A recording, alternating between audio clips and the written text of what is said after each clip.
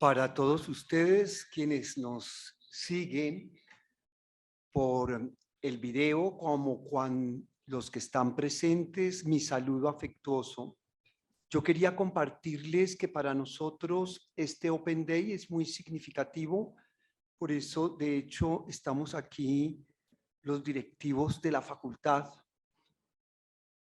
Quiero darles a conocer que estamos celebrando los 85 años de la restauración de la Facultad de Teología y me ha tocado a mí como decano pues presidir esta fiesta. Quería decirles que por ello he recibido la confirmación, pertenecemos entre las mejores facultades de teología, ciertamente de América Latina y del Caribe, por nuestros estudios curriculares y por nuestro cuerpo de profesores. Un cuerpo de profesores selecto por la variedad de los métodos teológicos. La facultad se ha convertido en un aerópago de formación a nivel de formadores. Somos una facultad que lidera la formación de formadores a nivel nacional e internacional. Y eso nos ha hecho precisamente responder a retos y desafíos de cómo sostenernos en ello, porque una cuestión no es solamente alcanzar metas que nos proponemos lograr en determinado tiempo, sino cómo conservar los logros obtenidos, cómo ir cambiando para ir respondiendo a las distintas épocas. Finalmente, lo que ayer era un sueño, por ejemplo, desde el Betemóvil, que es el bachillerato eclesiástico virtual, hoy a nivel de la transformación digital, nuestros cursos y nuestras carreras, tanto a nivel de pregrado como de posgrado, se ofrece a nivel de esta doble modalidad combinada en el orden de virtualidad y presencialidad. Regresar al campus ha sido pues motivo de alegría en un tiempo que ha seguido siendo de incertidumbre y que poco a poco, como en toda relación con lo nuevo, nos vamos abriendo cada vez más. Que sea este encuentro y esta tarde una primera aproximación por muchos de ustedes a nuestra facultad y el deseo de poder ofrecer lo mejor de nuestra academia y lo mejor de nuestro esfuerzo teológico en corresponder a las respuestas que hoy tenemos que dar desde la ciencia teológica. Buena tarde y bienvenidos.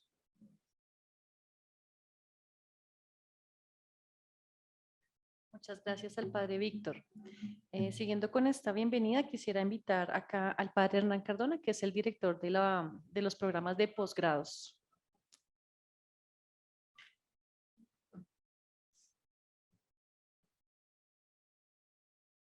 Un cordial saludo y muchas gracias por su presencia en esta tarde. La Facultad de Teología tiene también en sus programas los posgrados. Este nivel de estudio que viene después del pregrado comprende en nosotros los estudios civiles de la maestría en teología y el doctorado civil en teología. Cuando decimos civil, quiere decir que son programas reconocidos por el gobierno colombiano a través del Ministerio de Educación Nacional. Tenemos acreditada la maestría y el doctorado y también ambos programas tienen la acreditación de alta calidad. A la maestría puede llegar alguien que tenga un pregrado, preferentemente en la línea teológica, pero también hay la posibilidad de llegar desde ciencias afines e incluso cuando hay cierta distancia en el pregrado con que llega el estudiante o la estudiante, nosotros tenemos un ciclo de fundamentación donde se pueden habilitar algunas competencias y habilidades que les permitan ingresar al posgrado de la maestría en teología. La teología tiene en su maestría un énfasis eminentemente investigativo, se trabaja por medio de seminarios e incluso tenemos varios énfasis, por ejemplo, el énfasis en exégesis y hermenéutica bíblica latinoamericana, también en educación religiosa escolar, también en moral, también en pensamiento y doctrina social de la Iglesia, en espiritualidad. Solo que para poder abrir los énfasis necesitamos un grupo suficiente de estudiantes, siquiera un grupo de 6 para poder abrir el énfasis. Si no se diera eso, pues tenemos la maestría que llamamos en teología sistemática, que es la que se ofrece de manera permanente para todos los estudiantes y que combina también algunos cursos bíblicos y de teología de la acción. El doctorado, pues como ustedes conocen, sí es eminentemente investigativo, solamente 5 seminarios que se hacen en el primero y en el segundo semestre. La duración del doctorado es de 6 semestres, los otros 4 son para trabajar la tesis. La maestría dura 4 semestres. Pero también nosotros tenemos, por ser una universidad pontificia, la posibilidad de ofrecer los títulos eclesiásticos que son reconocidos directamente por el Vaticano, concretamente por, ahora se llama el Dicasterio para la Educación Católica. Esa aprobación del Vaticano nos permite ofrecer el primer ciclo, como ya lo mencionó el padre decano, es el ciclo del bachillerato eclesiástico, que sería el de pregrado, y para los posgrados es el segundo ciclo y el tercero. El segundo comprende lo que se denomina la licenciatura eclesiástica en teología, que iría más o menos, pues para entendernos, a la par con la maestría. Esa licenciatura eclesiástica tiene, en el Vaticano no se llaman énfasis, sino especialidades, la especialidad en teología bíblica y la especialidad en teología dogmática fundamental. La maestría, el ministerio nos la aprobó con 40 créditos, la licenciatura eclesiástica está aprobada con 73, pero esos 40 créditos de la maestría están dentro de los 73 de la licenciatura eclesiástica. Y el doctorado, los dos programas son iguales, el doctorado civil y el doctorado eclesiástico, que comprenden 115 créditos. Para ustedes, para quienes están aquí presentes, quienes nos siguen por medio de las plataformas, y para conocidos y conocidas de ustedes, nuestras puertas siempre abiertas. Si hay el interés en profundizar en el significado de la teología y el papel que tiene hoy en nuestra sociedad, estamos atentos para escucharlos.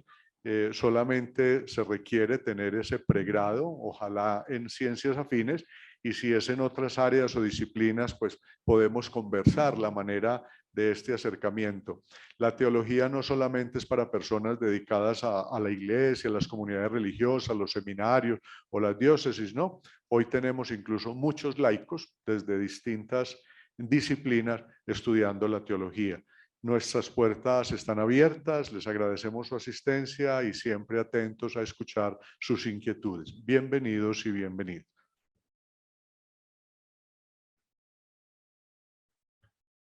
Muchas gracias al padre Hernán.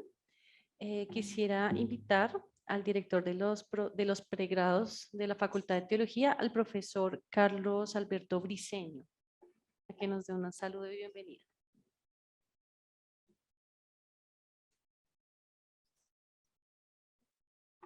Gracias, muy buenas tardes para todos.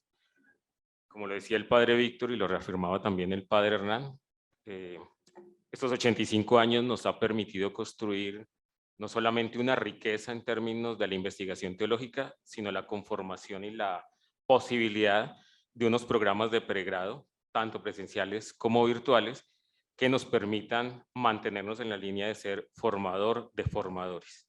En este momento, en la unidad de pregrados, tenemos 3 pregrados que son presenciales, la carrera en teología, que en este momento con registro calificado aprobado será de 144 créditos, 8 semestres, un año de fundamentación humanístico-filosófica y el trienio teológico, articulados a las aprobaciones del Dicasterio para la Formación Cristiana.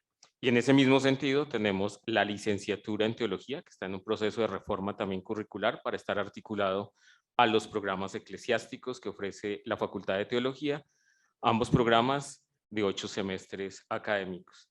La fuerza de la carrera de teología y del bachillerato eclesiástico presenciales está en fortalecer las habilidades y los núcleos en términos de investigación de nuestros estudiantes.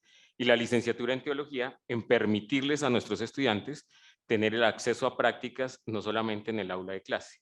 Tenemos líneas de procesos de trabajo pedagógico en la línea editorial con la Universidad Javeriana, en términos de investigación con el CINEP, en términos de la constitución o investigación en escuela nueva con el programa de Fe y Alegría, también con las posibilidades de trabajar pedagógicamente en el área de la salud, convenios con el Hospital San Ignacio en este momento en la universidad. Y como lo decía también el padre Víctor, tenemos un programa totalmente virtual que es el bachillerato eclesiástico, que en este momento está funcionando ad experimentum solamente para el territorio colombiano. Estamos haciendo las adecuaciones a los documentos que se nos pide desde la Congregación para la Educación Católica y poder el día de mañana soñar con un programa que sale para ser ofertado para toda Latinoamérica.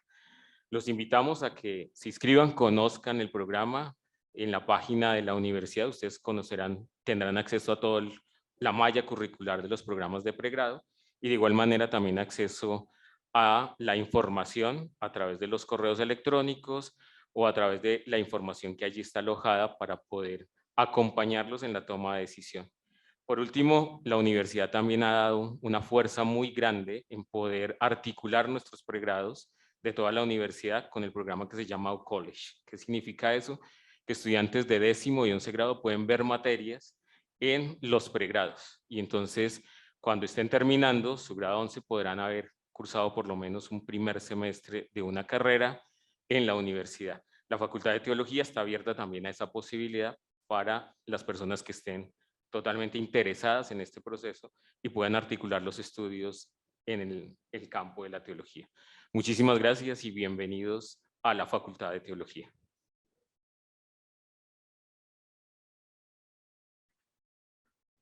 Bueno, siguiendo con nuestro programa, tendremos la charla de sacrificialidad y violencia, una lectura teológica que nos brindará el profesor José Fernando Castrillón. El profesor José Fernando es el asistente de la unidad de posgrados de la Facultad de Teología, es doctor en teología de la Dominican University College en Ottawa, Canadá, es magíster en teología y teólogo de la Pontificia Universidad Javeriana. Sus áreas de investigación y especialización es la escatología y la teología de la liberación. Entonces le damos la bienvenida al profesor José Fernando.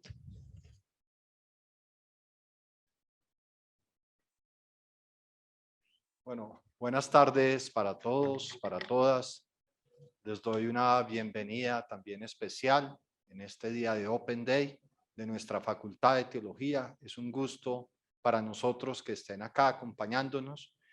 Y el día de hoy, pues con el fin de dar como un ingreso o una pequeña entrada a lo que es la teología, hemos querido participar de este evento dándoles una charla sobre temas actuales de la teología.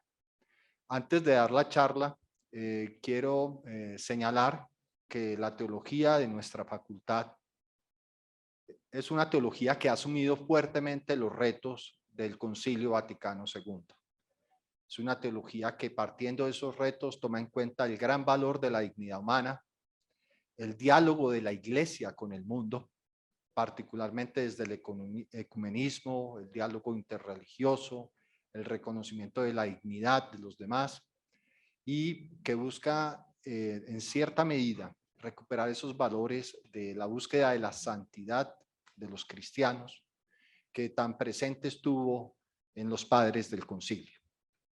Diciendo esto, voy a ingresar entonces con la charla que tenemos para este día. Sacrificialidad y violencia, una lectura teológica. El 25 de febrero de este año, el Consejo de Seguridad de la ONU aprobaba una resolución que condenaba la invasión de Rusia a Ucrania. Una resolución que fue aprobada por 11 de los 15 miembros de este Consejo. El veto de Rusia a la resolución se convirtió en un gran reto de tipo práctico para la autoridad moral de la ONU. De hecho, ese mismo día decía el secretario general: las Naciones Unidas nacieron de la guerra para acabar con la guerra. Hoy este objetivo no se consiguió, pero no debemos rendirnos. Debemos dar una oportunidad a la paz. Los soldados deben regresar a sus barracones y los líderes deben volver al camino del diálogo y la paz. Sin embargo, esta guerra ha servido de alguna manera para fortalecer en los medios de comunicación el discurso sobre lo que son los objetivos centrales de la ONU. Entre ellos, mantener la paz y la seguridad internacional, centralizar y armonizar los esfuerzos de las naciones para alcanzar sus intereses comunes y fomentar las relaciones pacíficas entre los estados. Pero es de anotar que este conflicto entre Rusia y Ucrania no es el único conflicto que hay en el mundo actualmente. Hay otros conflictos, unos que han recibido, digamos, una atención parcial por parte de la ONU o que no han recibido la misma difusión por parte de los medios de comunicación. Solo señalo, no entro a profundizar, algunos casos como la guerra civil en Etiopía, la guerra civil en Yemen, la guerra civil que devastó a Birmania, la guerra civil que lleva más de 20 años en el Congo y el muy largo y duradero conflicto entre Israel y Palestina. Uno que tiene como, digamos, de elemento particular la última gran pelea, gran disputa entre los palestinos de Gaza e Israel, con el gran sufrimiento y digamos, como se menoscabó la dignidad, los derechos y la vida misma de las comunidades marginales de este territorio por parte del ejército israelí. Estas son algunos de los grandes conflictos de los cuales conocemos y hemos escuchado. Sin embargo, en el mundo actual hay otros conflictos que son casi imperceptibles o incluso que son negados o considerados en algunos casos sacrificios necesarios. De ellos son, por ejemplo, los altos niveles de empobrecimiento que por culpa de la guerra y de la recesión económica afectan a los marginados de nuestro mundo. Los bajos niveles de vacunación contra el COVID en los países más pobres de nuestro planeta. La grave crisis socioambiental a la que estamos abocados y que el Papa Francisco nos ha señalado en Laudato Si y el Sínodo de la Amazonía. Las preguntas que surgen ante esta variedad de realidades y las diversas acciones que la comunidad internacional ha realizado pueden ser: ¿por qué pareciera que unas acciones por qué pareciera que unos conflictos son, entre comillas, más importantes que otros? ¿Acaso unas vidas, por lo general occidentales, blancas, europeas, valen más que otras? ¿Por qué unas violencias son, entre comillas, más visibles, mientras que otras son casi imperceptibles? O incluso son negadas como tales, como violencia, al punto de ser consideradas sacrificios necesarios. Antes de entrar en el tema teológico, partamos de una constatación. Todas estas situaciones que he mencionado evidencian lógicas de violencia que hay que denunciar y acabar. Lo que quiero señalar no es que haya unas que valgan más, otras que valgan menos, o que ideológicamente estemos a favor de unas o en contra de otras. Estamos señalando todas ellas son lógicas de violencia en cuanto generan diversos niveles de exclusión, de explotación, de marginación, de aniquilamiento de la vida humana y del medio ambiente. Sin embargo, repito, algunas de estas no son bien reconocidas como violencia o incluso son negadas como tales. En este contexto de lo que serían los límites porosos entre las dos palabras centrales de esta charla, sacrificialidad y violencia, la pregunta es, ¿puede decir la teología algo concreto sobre estas realidades? ¿Tiene la teología alguna palabra de esperanza? para los seres humanos del mundo de hoy? Quiero señalar que el análisis crítico de la relación sacrificialidad-violencia no es algo nuevo. En este campo han sido de gran valor, entre otros, los aportes del pensador francés René Girard y su análisis del papel del mecanismo sacrificial en el surgimiento de la cultura humana. Los estudios teológicos sobre no violencia, tan presentes en el pensamiento de Martin Luther King y en la tradición menonita. Y las lógicas de resistencia presentes en las teologías contextuales y de genitivo. Entre ellas, por no nombrar todas, las teologías de género, afro, las teologías indígenas, de las migraciones, las teologías alimentarias, de la liberación e incluso las teologías de tipo postmoderno. Teologías todas estas que de una u otra manera están denunciando la sacrificialidad, violencia presentes en los discursos hegemónicos. Primero, permítaseme una distinción pedagógica entre sacrificialidad y violencia en perspectiva del pensamiento girardiano, reconociendo que los límites entre ambas palabras son ambiguos y porosos y que en cierto sentido pueden confluir. Pero para cuestiones pedagógicas, digamos que la violencia es aquella acción de fuerza y coacción contra el otro, que es considerada como ilegítima e ilegal por un marco jurídico. Esto lo denomina Girard violencia impura.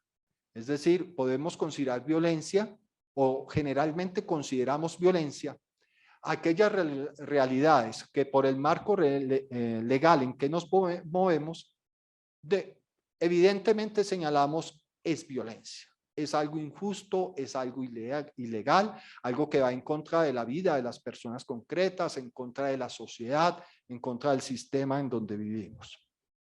Es decir, en este tema no hay tanto problema, hay consensos sociales acerca de cómo el marco legal nos permite saber cuándo una realidad que está por fuera de la ley es violencia. Por otro lado, la sacrificialidad es aquella acción de explotación, sometimiento y exclusión que no es visible como violencia, porque se encuentra en cierto sentido esa realidad considerada como legal por un marco jurídico. Esto es lo que Girard llamaría violencia pura. Y voy a entrar a explicar.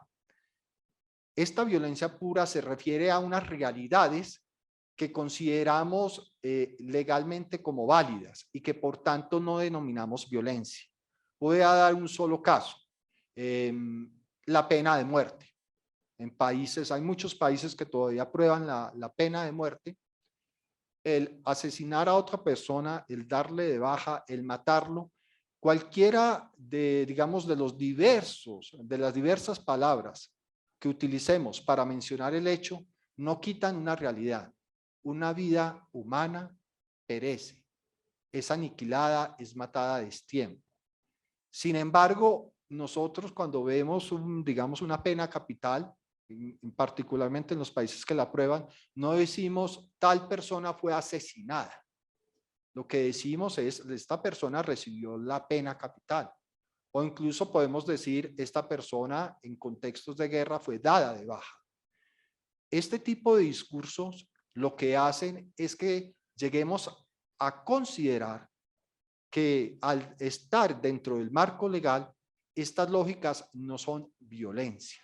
Estas son lógicas que nos permiten entender que hay personas que han estado por fuera del marco de la ley o que la ley incluso en circunstancias excepcionales hace que se cometan esos sacrificios necesarios por el bien común, digamos entre comillas, por el bien de la mayoría, entendiendo por bien común algo muy diferente en el ámbito civil a lo que se entiende en la doctrina social de la Iglesia.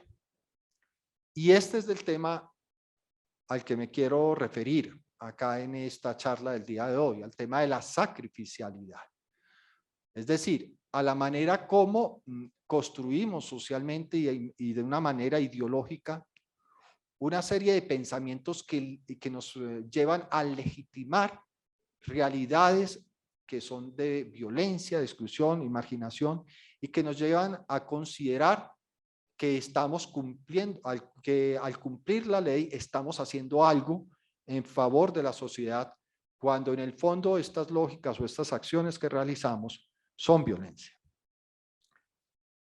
En el caso de esta charla, queremos proponer un análisis de esta relación sacrificialidad-violencia en perspectiva de la escatología cristiana, partiendo del análisis de la crítica de la ley en Pablo que hace el teólogo y economista alemán Franz Hinckelammer.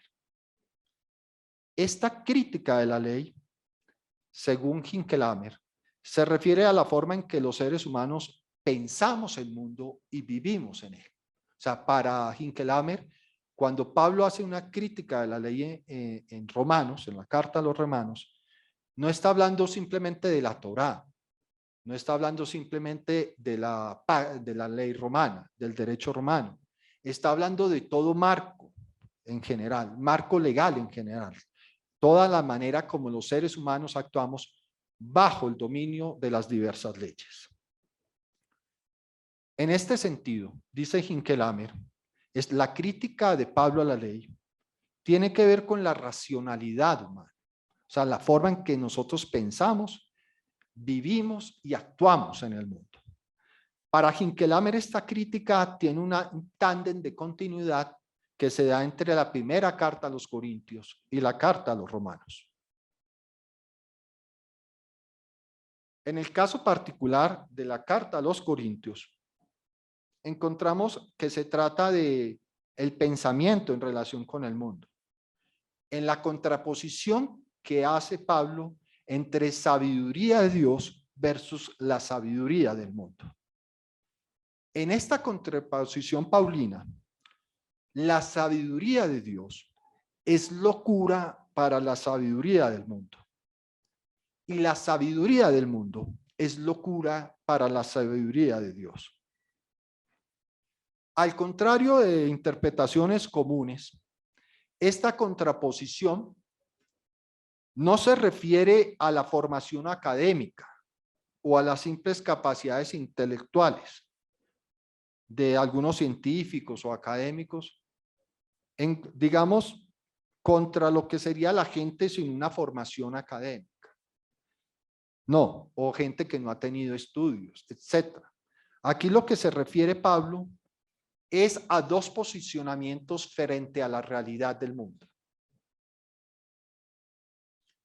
Aquí, de lo que tratamos es del problema de distinguir entre la sabiduría del mundo y la sabiduría de Dios. Y la pregunta es, ¿en qué consiste la sabiduría del mundo? ¿Y en qué consiste la sabiduría de Dios que Pablo está presentando en esta carta?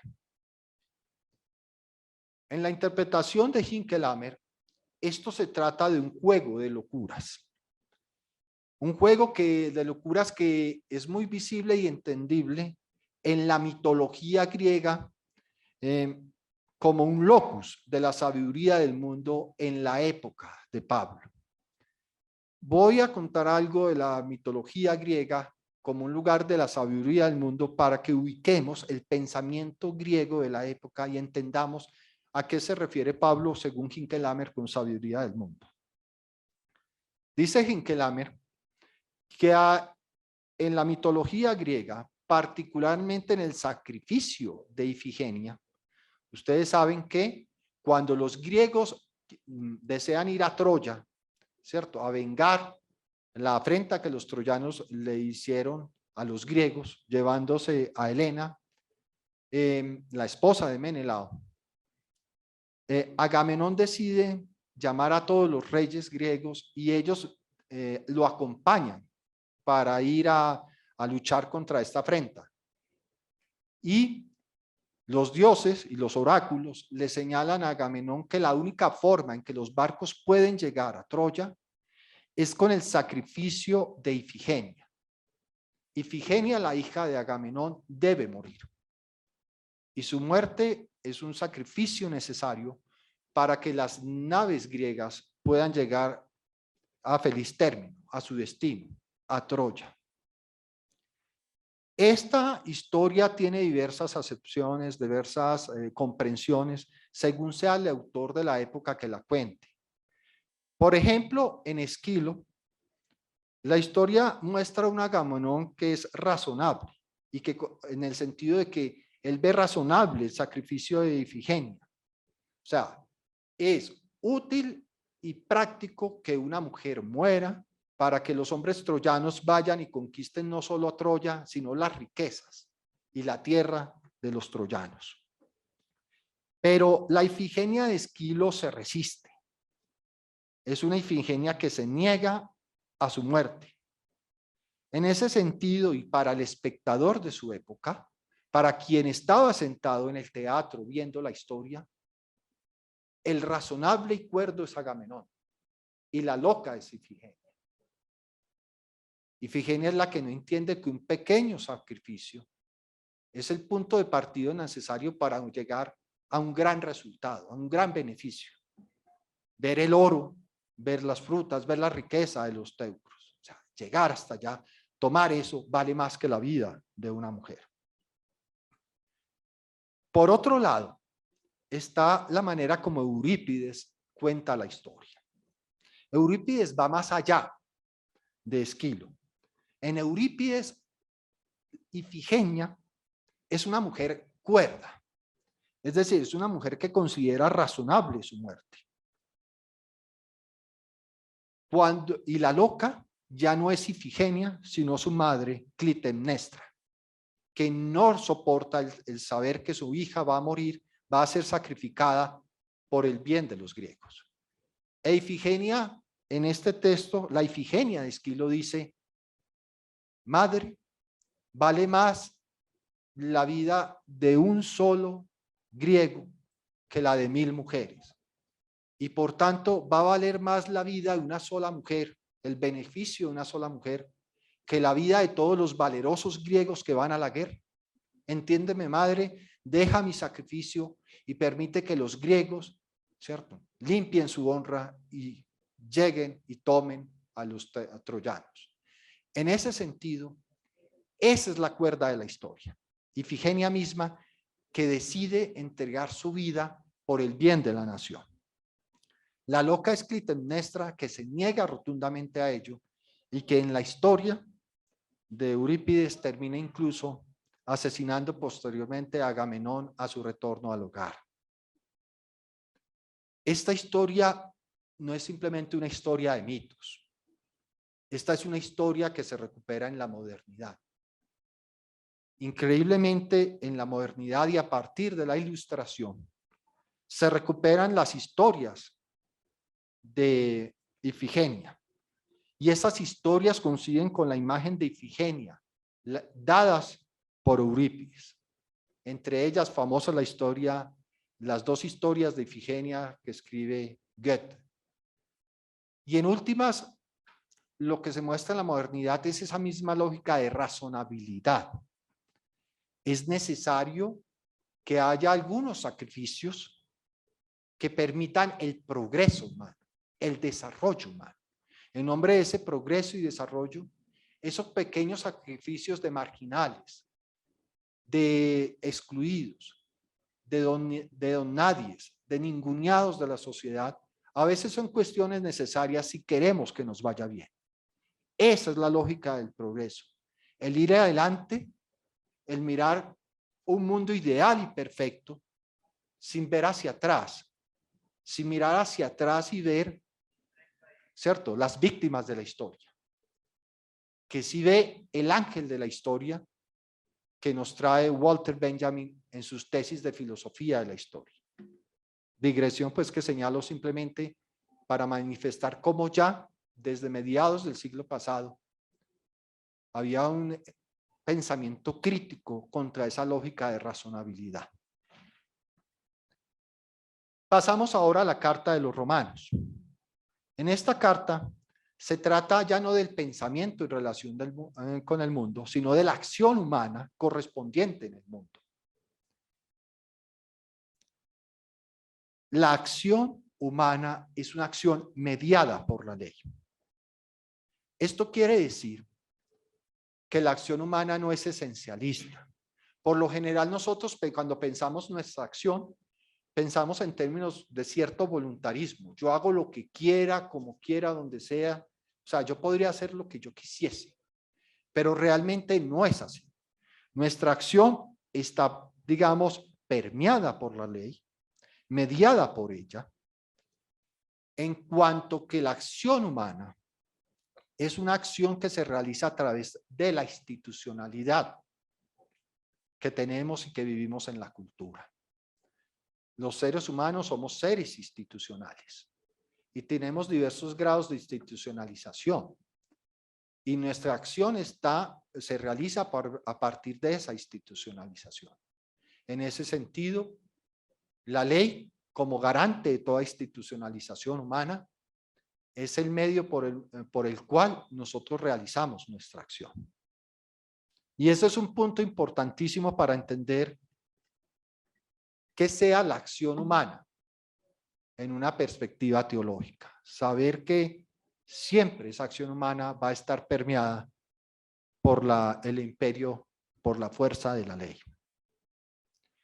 La ley, entonces, que aparece como dimensión de toda su socialización humana.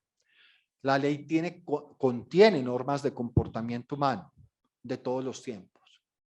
Y esto no es solo el decálogo. Estas son normas de comportamiento de todas nuestras sociedades. No adulterar, no matar, no robar, no codiciar. Sin embargo, dice Hinckelammer, el último mandamiento, no codiciarás, deja de ser pecado en términos de la ley para convertirse en una legalización por medio de la misma. Es decir, se pone la ley al servicio de la codicia, subvirtiendo el objetivo último de la ley. Esto era lo que se refería a Aristóteles cuando tenía tanta preocupación por la visión de la economía como crematística, o aquello que se señala desde el primer liberalismo como lo que es un vicio privado, la codicia, se convierte en virtud pública, en beneficio social. Aquí ya estamos viendo cómo la codicia empieza, digamos, va mutando, deja de ser un pecado y se va convirtiendo en una virtud pública. Y una virtud que es protegida por la ley. Vale codiciar, vale desear, porque la ley lo permite. En este sentido, Pablo, según Hinckelammer, va un poco más allá del problema de la ley en términos de codicia. Lo que Pablo entiende es que esto no es una cuestión simplemente de pecados. Esto es una cuestión o un problema de justicia. El núcleo de la ley está en los mandamientos 7 a 9. Matar, no robar, no mentir. El problema de la codicia, es decir, el problema de acumular riquezas, dinero, goce, consiste en que se trata de una acción calculada. ¿Sí ven? Una acción razonable, lógica, en función de ella misma, en función de esa codicia y que tiene como centro el cumplir la ley. Es lo que Pablo denomina en su carta a los romanos el pecado que se comete cumpliendo la ley. Es decir, el pecado que se comete sin que tengamos conciencia de que es pecado. Los pecados sabemos que son tales porque la ley nos señala que son ilegítimos, ilegales. El no robar, el no matar, ¿cierto? El no mentir. Son criterios para esos pecados. Pero cuando se comete el pecado en sí, en singular, que es el pecado que se comete cumpliendo la ley, no lo vemos. Es oculto a nuestros ojos, porque la ley lo justifica y pensamos que al cumplir la ley estamos actuando adecuadamente. Este sometimiento de la ley, bajo la dinámica de la codicia, necesariamente entra en conflicto con el amor al prójimo. Estamos entre el deseo de adquirir poder, riqueza, bienes, o de respetar o de entrar en comunión con el prójimo. En el caso de Jesús, para él el sábado es para el ser humano y no el ser humano para el sábado. Aquí en este texto evangélico encontramos una aproximación de Jesús a lo que Pablo va a entender como el pecado que se comete cumpliendo la ley.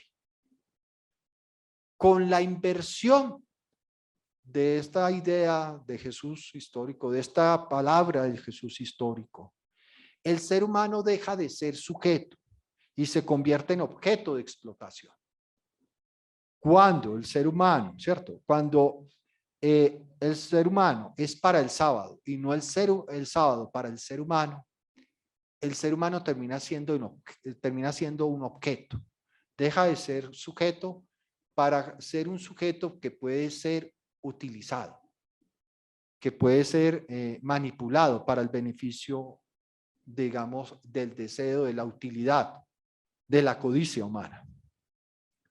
Pablo sigue en la misma línea de esta crítica de la ley de Jesús, pero la desarrolla desde su propia experiencia, desde su experiencia personal.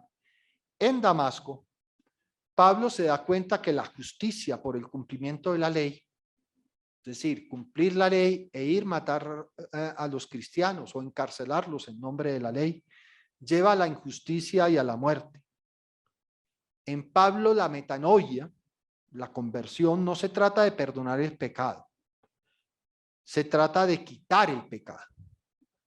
Es decir, de quitar el pecado que se comete cumpliendo la ley. El mensaje del pecado de la ley es este: del asesinato, visto como sacrificio humano, resulta la paz y el establecimiento de un jardín, el Edén, de los derechos humanos. Es decir, solo a través de sacrificios necesarios de los que excluidos, de los marginados, de los empobrecidos del sistema, solo gracias a esos sacrificios podremos llegar al Edén del progreso, podemos llegar al Edén, ¿cierto?, de la sociedad de hombres libres, sea esta capitalista, socialista, etcétera. Ese era el pensamiento moderno de progreso. Se basaba en la idea de que esos sacrificios de los débiles eran necesarios para el beneficio de la sociedad. Y en ese sentido, lo que denominamos la libertad, una palabra tan moderna, tan occidental, se convierte en el espacio del asesinato del sujeto mismo. Porque en nuestra sociedad se asesina en nombre de la libertad, se asesina en nombre de los derechos humanos. Son bien conocidos, ¿cierto?, los casos en la década anterior de, digamos, de invasiones de países occidentales a países asiáticos en nombre de la libertad y los derechos humanos. Ideológicamente, cualquier parecido con lo que está sucediendo hoy en Ucrania, ¿cierto? Solo que ideológicamente, vuelvo a decirlo, en nuestra perspectiva de la ley, aquello que es tan claro en el caso de Ucrania, en muchos casos no fue tan claro en el caso de Afganistán, en el caso de Irak, en el caso de Siria, en el caso de Libia. Frente a esta irracionalidad de lo que se ha racionalizado, es decir, de la justificación de la ley como sistema sacrificial, Pablo busca una respuesta. Y Pablo la erige en la categoría el amor al prójimo. Amarás a tu prójimo como a ti mismo. Significa amarás a tu prójimo, tú mismo eres él. es aquello de que yo soy solo si tú eres. Que no es otra cosa que señalar, para que yo viva, tú debes vivir. La vida del otro es condición de posibilidad de la vida mía. Y el punto de partida es el otro. Siempre el otro.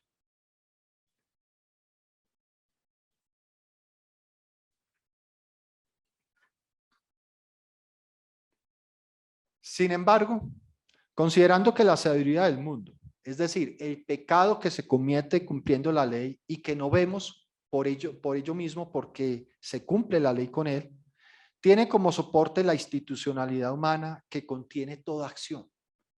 Y aquí entonces la pregunta es, ¿cómo liberarse del carácter sacrificial que orienta las relaciones institucionales? En principio, esto implica una praxis de, entre comillas, domar, lo que yo denomino domar, como la imagen del potro salvaje. Hay que domar las relaciones institucionales para orientarlas en favor del amor al prójimo.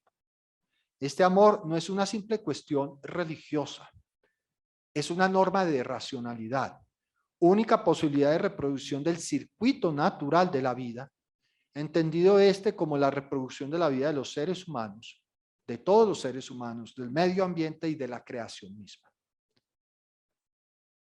Sin embargo, considerando que la acción que no viola la ley puede orientarse tanto al amor al prójimo como a la legalidad formal, es necesario un nuevo espacio para la praxis. Este espacio es el espacio de la escatología cristiana. Para actuar, llevando a cabo el amor al prójimo como crítica a la ley, es necesario tener un pensamiento escatológico, una racionalidad escatológica, como la de Pablo. Es decir, es necesario recuperar el carácter original y escatológico de la esperanza cristiana. Creer en el carácter inaugurado del reino de Dios en el evento Cristo y actuar en la historia realizando este reino de manera contingente y limitada. El reino está aquí, el reino está en la historia, aunque no está plenamente. Estamos en el ya del reino, aunque todavía no. Y creer en términos de fe que ello se está sucediendo en la historia nos permite tener la libertad para tratar de domar en cierta medida esa institucionalidad humana. En el espacio de lucha entre el reino de Dios y los reinos del mundo, el amor al prójimo es el único ámbito donde podemos vivir el carácter escatológico de la eclesía cristiana. Dar testimonio de la presencia del reino de Dios en medio de los reinos de este mundo implica hoy una praxis que en todos sus niveles, micro, meso o macro, tiene implicaciones políticas y estructurales. El amor al prójimo como koinonía y reproducción del circuito natural de la vida es la manera de, como dijera Pedro, dar razón de nuestra esperanza en medio de la sacrificialidad y violencia del mundo actual. Muchas gracias. Muy amables. Bueno, como esto era una charla y pues era una charla larga, también quisiéramos dar un pequeño espacio para algunas preguntas o comentarios que ustedes quieran tener.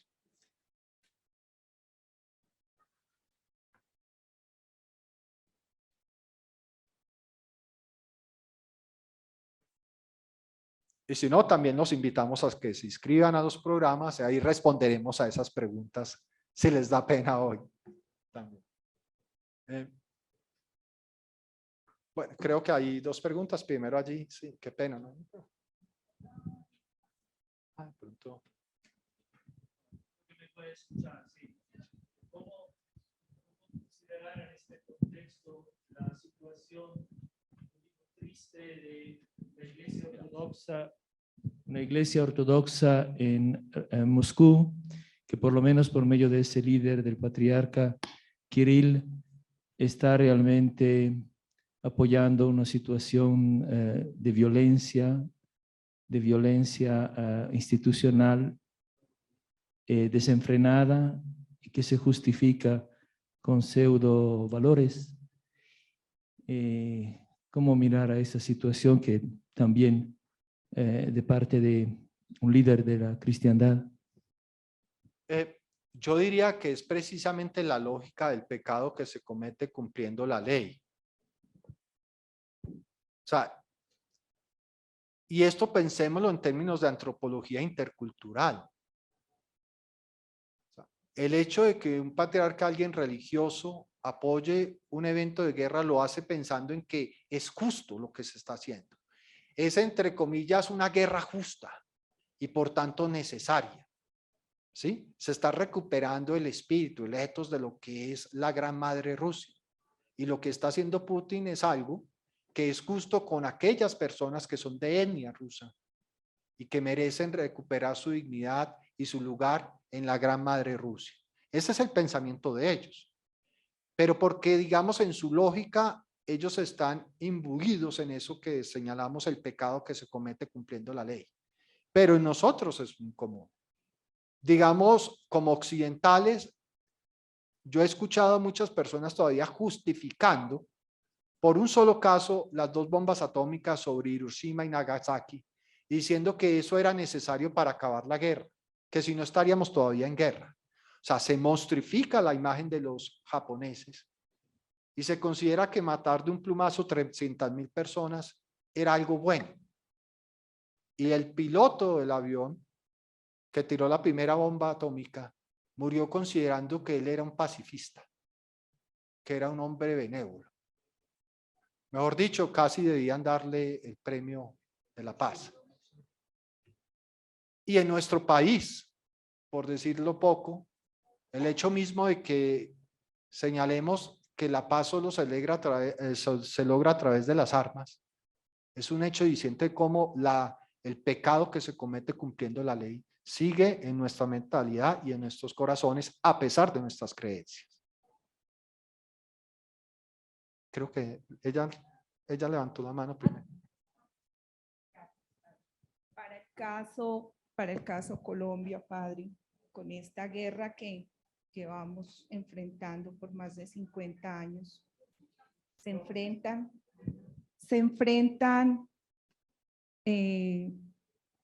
la guerrilla, el gobierno, el Estado. Entonces, hablando del término de sacrificialidad, ¿quién ampara a quién o estos muertos que a diario vemos caer en Colombia, soldados, policías, población civil? Ellos son parte de ese sacrificio del que usted nos explicaba. Sí, primero, pues le agradezco, yo no soy sacerdote, me acabo de ordenar, pero yo soy laico. Pero me refiero, digamos, a la cuestión de cómo ideológicamente consideramos que una realidad es justa y necesaria. Evidentemente, desde nuestra perspectiva como civiles, la mayoría de nosotros, a no ser que uno perteneciera a un grupo armado fuera de la ley, es que evidentemente quien está por fuera de la ley está cometiendo el pecado, ¿cierto? Es un asesino. Pero en nuestra lógica, digamos, quien está dentro del orden y utiliza la fuerza para no solo atacar la guerrilla, sino realizar otras acciones que vulneran la vida humana, termina en cierta medida considerándose como, ¿cómo se diría? Como algunas variables, algunos daños colaterales que no importan mucho desde que lleguemos al final, al buen término. Solo gracias a la JEP y a las acciones que se han hecho, pues hemos podido vislumbrar, evidenciar cómo también se comete un pecado cumpliendo la ley. Y creo que como cristianos estamos llamados a salir de la lógica ideológica de ser de izquierda o derecha para entrar a analizar cuándo una ley, una mentalidad termina no solo cooptando digamos, nuestro espíritu cristiano, sino que termina llevándonos a legitimar aquello que es el pecado que se comete cumpliendo la ley, es decir, a legitimar la exclusión, la explotación, la exclusión, la muerte de los seres humanos. Gracias. Bueno, yo primero le agradezco su charla. Me llamó la atención cuando me invitaron el tema de sacrificialidad y violencia. La lectura teológica que esperaba pues escuchar. Yo trabajo con la fuerza pública y me llamó mucho la atención durante el desarrollo de la conferencia el tema de la ley, especialmente la referencia que hizo a Pablo, cómo ilumina pues a los griegos allá en Corinto sobre su comportamiento. La pregunta es la siguiente: si la ley patenta la sacrificialidad en favor del progreso, ¿cómo contrarrestar la violencia legitimada? ¿La violencia del qué, perdón? Legitimada. Es decir, ahí es donde pienso yo que la escatología cumple un papel. Yo digo en mis clases, cuando empiezo la clase de escatología, el cristianismo no se originó como una religión. Es decir, una religión con dogmas, ¿cierto? Prácticas y prohibiciones en el contexto de una sociedad para que la persona fuera un buen ciudadano. No, el cristianismo originalmente surge como una escatología. Lo que se anuncia es el advenimiento de un nuevo cielo y de una nueva tierra. El reino de Dios está presente entre vosotros. Ese reino de Dios vendrá en su gloria con la parusía del Señor. El cristianismo es contracultural, pero para ser contracultural es necesario siempre tener un horizonte escatológico, es decir, saber que el reino de Dios nunca es lo mismo que los reinos de los hombres. El reino de Dios no es igual a la democracia, el reino de Dios no es igual a Occidente, el reino de Dios no es igual a los derechos humanos, a la ONU. El reino de Dios es mucho más que eso. Puede haber algunas imágenes del reino de Dios, pero en términos generales el gran problema es que la institucionalidad humana tiende a cooptar nuestra mentalidad y en ciertos casos, en nombre de los derechos humanos, en nombre de la justicia, en nombre de la legalidad, nos lleva a justificar la sacrificialidad. Y desde ahí donde digo yo, es tan importante recuperar ese talante escatológico que estaba tan presente en los movimientos jesuánicos, en las primeras comunidades cristianas. Sí. Muchas gracias, profe José Fernando, por la explicación. Y yo quisiera unir mi pregunta a esta respuesta que su merced ha dado. Esta sabiduría de Dios, esta racionalidad del amor que su merced nos ha presentado, ¿necesariamente es un paradigma inconmensurable frente a la racionalidad humana? ¿Esa racionalidad humana que ha tejido los contratos sociales? ¿O hay un punto de diálogo? ¿Hay un punto de encuentro? De manera especial cuando asume esa dimensión escatológica en donde el reino ya se está realizando y no se realiza en abstracto, sino que se realiza precisamente en esos tejidos que lamentablemente la racionalidad instrumental han posibilitado para que la sociedad se defina a partir de distintos contratos sociales. Yo le agradezco mucho la pregunta porque creo que nos podríamos ir de acá pensando el profe es anarquista y es contrario a toda institucionalidad humana. Esa es una buena pregunta. Entonces, mejor dicho, ¿qué hacemos? Nada. Vivamos el comunismo primitivo de los neandertales. Vamos, devolvamos. No. La institucionalidad humana tiene un doble carácter. Creo que eso no lo he dicho. La institucionalidad humana da la vida, pero también la mata. Tiene ese doble carácter. La única forma en que podemos vivir en sociedad es a través de institucionalidad. Hay relaciones profesor-estudiante, ¿cierto?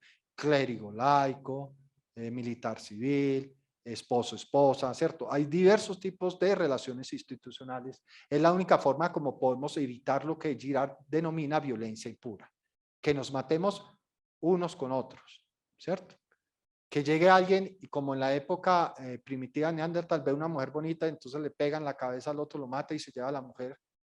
Pues ¿cómo lo evitamos? Hay contratos sociales. Hay contratos sociales, el matrimonio, no como sacramento, el matrimonio como contrato civil, pues es una forma de asegurar, ¿cierto?, una relación de protección del patrimonio y de la pareja.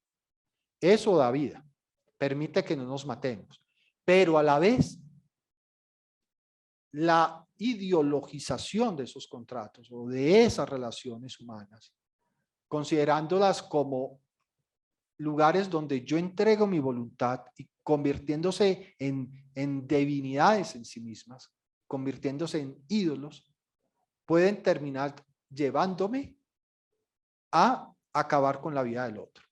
Y por decirlo algo de manera concreta, yo puedo decir, mi hermano o mi hijo le robó a algunas personas, pero entonces yo mando a mi hijo a Estados Unidos para que no le pase nada, lo protejo, ¿cierto? Ahí estoy diciendo la institucionalidad mía, la familia, va primero que la ley, incluso en ese caso que la ley, que la protección de los demás, que los derechos de los demás. Hay muchos, innumerables ejemplos, pero solo para señalar es que hay que mantener domando la institucionalidad. La institucionalidad es lo único que nos da vida, pero también cuando se deja desbocar, cuando domina la voluntad humana, termina siendo elemento de muerte, ¿sí? Entonces, en ese sentido, hay que domarla. Y domarlo implica tener una perspectiva escatológica siempre presente para evitar ello. Bueno, creo que la última pregunta, por cuestiones de tiempo, seremos muy estrictos con ellos. Nos quedan 3 minutos, ¿cierto? Sí, bueno, buenas. Pues básicamente me interesa como a mitad de discurso se menciona que la sabiduría de Dios es locura para la sabiduría del mundo, y pues teniendo en cuenta que desde el principio todos son instituciones, incluso la familia, y dentro de las instituciones romanas, que da el precedente de que todo es institución. Mi pregunta sería si estamos condenados a un sesgo de masa en cuanto a la institucionalidad que se nos instruye. Y también básicamente a qué punto llega como el fin justifica los medios cuando se trata de mayorías y cuando las mayorías son beneficiadas a costa de unos pocos, pero en beneficio de una paz, como digamos también se puede tratar en un contrato, como lo mencionaban anteriormente, y eso como lo mencionaba Rousseau. Yo diría que no estamos condenados, en el sentido de que la historia de Occidente, particularmente desde el evento Cristo, nos ha evidenciado a través de la historia de tantos mártires y testigos de la fe, cómo desde el cristianismo hay una visión de esperanza, da razón de esperanza en medio de una realidad de cooptación. Y le digo, en la mayoría de los casos la institucionalidad humana ha tratado de cooptar el cristianismo. Y en algunos casos ha habido momentos oscuros, no solo en la iglesia católica, sino que damos un ejemplo, en la iglesia ortodoxa, en todas las iglesias cristianas ha habido momentos oscuros de legitimación de la violencia.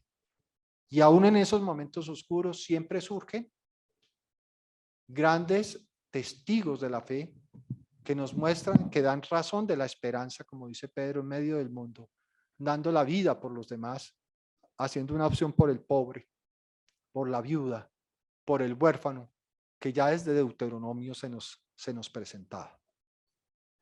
Yo quiero agradecerles, terminar diciendo que nos da una alegría tenerlos acá, agradecerles por la presencia hoy, a los que están también por medios remotos y virtuales. Decirles que, bueno, ojalá nos podamos encontrar por los salones, por los pasillos de nuestra facultad, para que tengamos charlas teológicas sobre estos y muchos más temas. Muchas gracias. Le dejo la palabra a Alejandro.